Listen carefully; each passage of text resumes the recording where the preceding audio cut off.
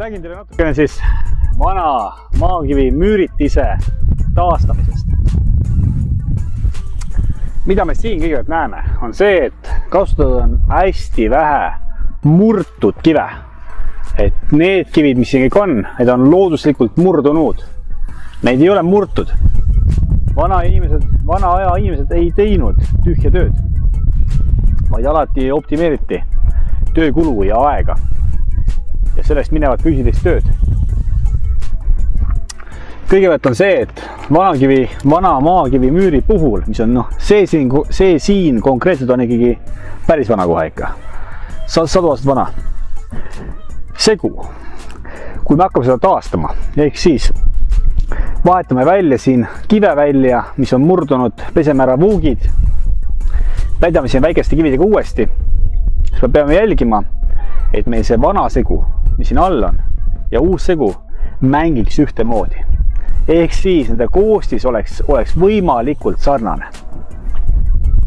Nende vanade müüride puhul, mis on tõesti vanad, ütleme, linnused, lossivõremed, nende segu on samamoodi tehtud lubjast. Kuid selle lubjal, nagu me näeme, on väga sükene hea omadus tõesti püsida siin sees.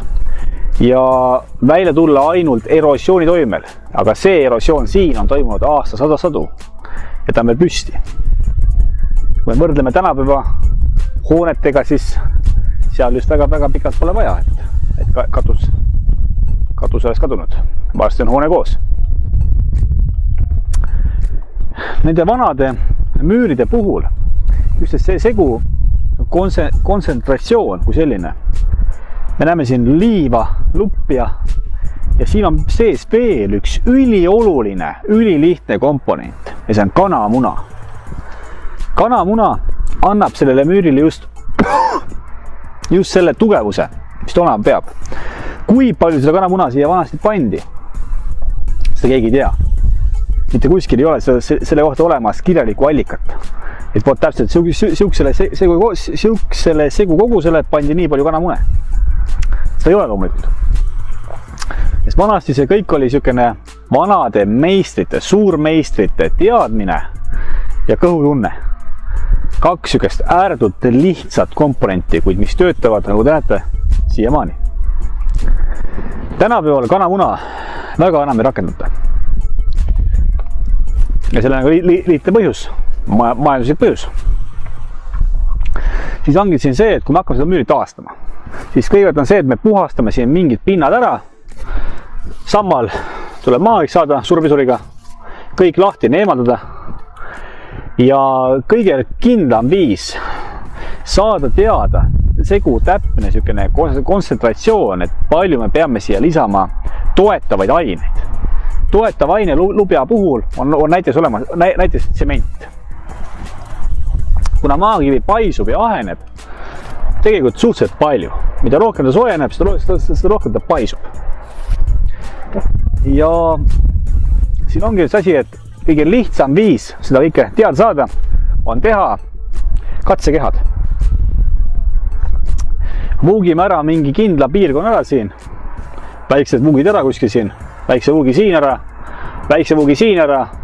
Teeme endale joonise ja jätame selle vuugi. Teeme selle joonise. Sellesse piirkonda siin lisame ühe osa tsementi. Siia lisame veel vähem. Teeme siia 2% segu, kus on 2% valget tsementi ja kuskile teise kohta 5% ja kuskile kolmandasse kohta 3% näiteks. Me võime seda suhet alati muuta. Teeme selle vastava segu ära, paikame need kindlad kohad ära ja siis jätame need kõik aastaks seisma. Et aasta aega saab kõik 4 aasta aega endale peale. ja aasta pärast me vaatame, mis on selle seguga toimunud. Kas see segu on mõranenud? Kas ta on lahti tulnud sealt küljest? Kas ta on ära üldse pudisenud? Kuidas on ta vastu pidanud vihmale, tuulele, külmale, päikesele? Temperatuuri kõikus on siin päris suur. Kui me oleme selle teada saanud, siis me teame ka, millise seguga me hakkame seda paikama hakkama siin. Ja enne paikamist samamoodi kõige puhtaks. Tänapäeval on meil olemas igasugud vahendid. Kõige jämedam osa traatharjaga, kus on vuugis sees rohkem, et me ei pea survepisuriga väga sügavale vuuki minema, vaid puhastame suuremad pinnad survepisuriga, väiksem pinnad traatharjaga, samblastele, igasugust muust orgaanikast puhtaks. Ja siis alles hakkame vuukima. Ja kui on vuugid on sügavad nagu siin, siis loomulikult me ei pane seda tervenisti segu täis. See on mõõdetu raiskamine. Ja see kõik läheb siin liiga paksuks, ta kuivab liiga aega ja tema mahu kahanemine tekib liiga suur. Mõistlikum on panna siia sisse väiksemaid maakive. Teha see müür nii-öelda viisakaks. Sest fakt on see, et kui nii vana müür on püsinud nii kaua aastaid, aastasadu, siis õigel lähenemisel kestab see veel vähemalt sama kaua. Siin me näeme maakivide puhul teatud määral lõhesid. Need on kivide mikromõrad, mis on külma ja ilmastiku toimel on hakanud lõhenema hakanud. Kui meil on võimalik, võime selle kivi siin eemaldada. Antud olukorras siin me seda kivi eemaldada ei saa, kuna see kivi toetab seda kivi ja see omakorda seda kivi. Selle eemaldamine on meil liiga raske. Et pigem jätame selle siin alles, aeg, ilmastik teeb oma töö ja võtab siit selle tüki lahti. Et vuukimisel peame seda jälgima seda, et me vuugime täpselt nii palju, et see tükk saaks siit lahti murduda. Omal ajal, oma tempoga, õigel ajal õiges kohas. Siin samamoodi. Need on külmalõhed. Ja siin ka suured massiivsed külmalõhed.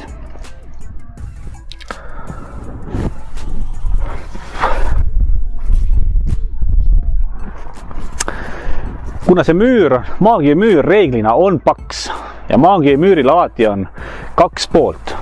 On üks pool fassaadi ja on teine pool fassaadi. Sisu saame me alati täita väiksemate kividega, seguga ja kui me tahame murtud kivist teha endale seinu, kööke, asju, mida aga pähe tuleb, siis kõik need murtud kivide jäägid, need killud, saame alati me kasutada müüri keskel olevasse kanalisse täiteks. Ja samamoodi ka kivide alla kiilutades, kui me tahame, et kivi siin paika jääks, me paneme siia kiilu vahele, et meie kivil on punkt, kuhu ta toetab. Mida suurem on see toetav punkt, seda kindlalt müür püsib. Et need kiilukive ma väga soovitada ei kasuta. Nii palju kui vaja ja nii vähe kui võimalik. Ja siin, nagu me näeme, siis nii mõnedki kivid toetuvad üksteise peale võimalikult suure pinnaga, nagu siin näiteks. Väikene kiilukivi on vahel, aga pinn on võimalikult suur. Nagu ka siin. Ilus nurakivi, see on tahutud küll, ta on murtud kivi, aga siiski ta kannab hästi ilusasti kahe kivi peal. Seotus on olemas ja kõik elementaarne on täidetud. Maakivimüürdil on veel, et kui see müür on jäetud sellisena, nagu ta siin on jäetud, siis, ja kui teil omalgi teete uut müüri teete, siis see müür tuleb katta. Enne talve on soovitatav katta see müür katusega. Sest et mida vähem see saab vihma enne talve külmade algust, seda parem on. Veekristallid ei jää siia kuskile pidama. Ja nad ei hakka müüri lõhkuma. Vuukida tuleb seda seina loomulikult võimalikult siledaks ja vuugid võimalikult täis, kuid nii palju kui vaja, et kivi kontuurid jääksid kenasti näha ja et veel ei tekiks siia kuskile mingisugust ranti, kus vihm hakkaks seda peksma ja sööma. Et seda tuleb kindlasti jälgida.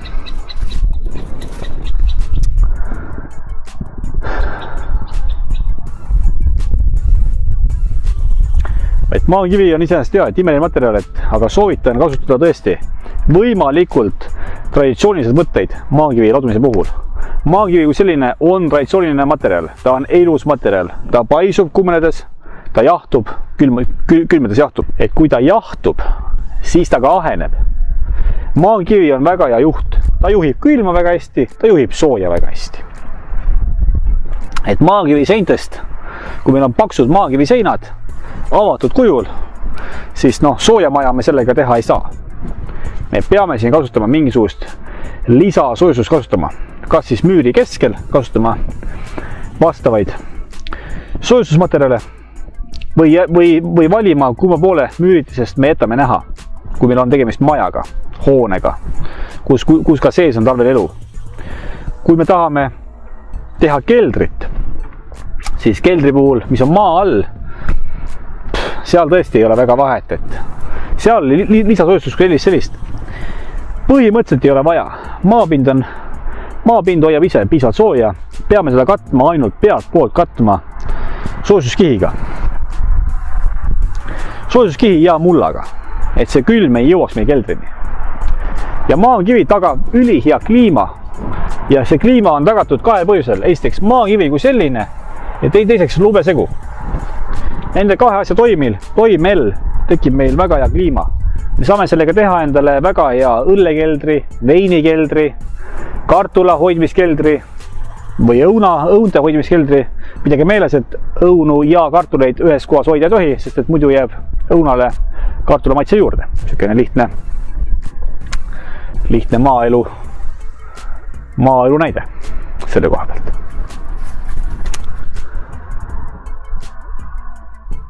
Ja õieti ehitatud maakivimüür, mis on tehtud õigete võtetega, õige seguga, mis on ilma kaartele õieti lahendatud.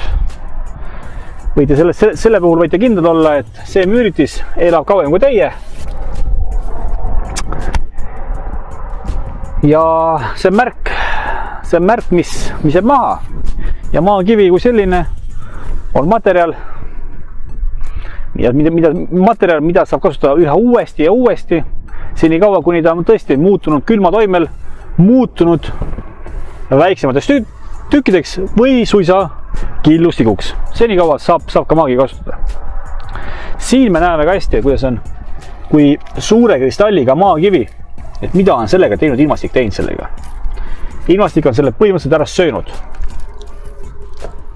See ühesõnaga suure kristalliga maakivi, pealt pudi juba olnud ja ilmastik seda vaikselt töötleb seda. Vihmad, lumed ja nii edasi.